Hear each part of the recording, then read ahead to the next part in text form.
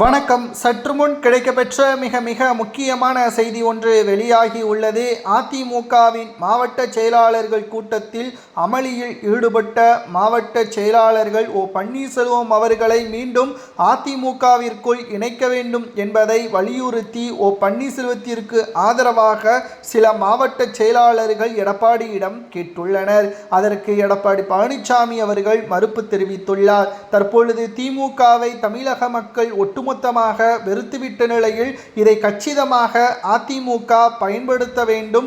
அதிமுக பயன்படுத்தினால் நிச்சயம் 2026 சட்டசபை தேர்தலில் அதிமுக மிகப்பெரிய ஒரு வெற்றியை பெறும் என்பதையும் அழுத்தம் திருத்தமாக மாவட்ட செயலாளர்கள் கூறியுள்ளனர். எடப்பாடி பழனிசாமி அவர்கள் இந்த ஒரு முறை மட்டும் மனம் மாற வேண்டும் என்பதையும் தற்பொழுது கூறியுள்ளனர். மாவட்ட செயலாளர்கள் இரண்டாவது கட்ட ஆலோசனை கூட்டத்தில் தற்பொழுது மிகப்பெரிய அளவில் சலசலப்பு ஏற்பட்டுள்ளது.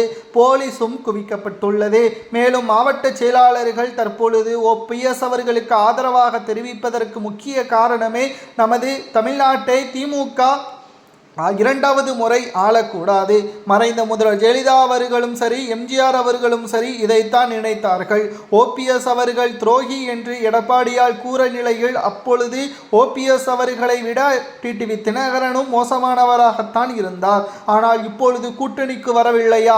OPS அவர்கள் எடப்பாடியை அண்ணன் என்று கூறிவிட்டார். இப்பொழுது கூட எடப்பாடி பழனிசாமி அவர்கள் மனம் மாறவில்லை என்றால் என்ன நியாயம் என்பதையும் மாவட்ட செயலாளர்களும் கிளை நிர்வாகிகளும் கேட்க ஆரம்பித்து விட்டார்கள்.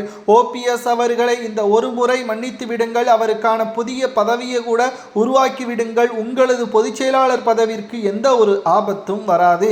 திமுகவின் ஆட்சியை கலைப்பதற்கு அனைத்து அதிமுகவின் தொண்டர்களும் அனைத்து சமுதாய அதிமுகவின் தொண்டர்களும் அண்ணன் தம்பியாக பழக வேண்டும். தற்பொழுது தேர்தலை சந்திக்க வேண்டும். மக்களிடம் அதிமுகவின் கொள்கைகளையும் திட்டங்களையும் கடந்த ஆட்சியில் செய்த நலத்திட்ட உதவிகளையும் நேரடியாக அனைவரும் ஒருங்கிணைந்து செயல்பட்டு வெற்றி வாய்ப்பை பெறுவதற்கான பிரச்சாரங்களை மேற்கொள்ள வேண்டும். இதற்கு அனைவரும் ஒற்றுமையாக இருக்க வேண்டும்.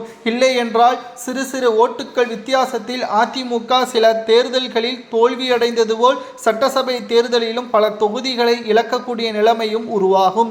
500 ஓட்டுக்களில் அதிமுக தோல்வியடைந்தாலும் அது தோல்விதான். தற்பொழுது எடப்பாடி பழனிசாமி அவர்கள் இதற்கு மனம் மாறி அதிமுகவின் நிலைமையை நினைத்து OPSஐ மீண்டும் இணைக்க வேண்டும் என்று மாவட்ட செயலாளர்கள் ஆலோசனை கூட்டத்தில் சலசலப்பால் போலீசும் ஏற்பட்டுள்ளது.